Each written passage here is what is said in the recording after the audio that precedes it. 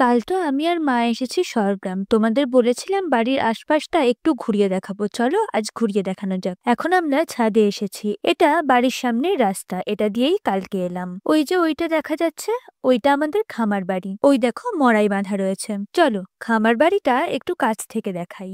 গ্রামে যেদিকেই তাকাবে সবুজ আর সবুজ, মনটা এমনিই ভালো হয়ে যায়। খামার বাড়ির দেওয়ালে গোবর দিয়ে ঘুঁটে বানাতে দিয়েছে।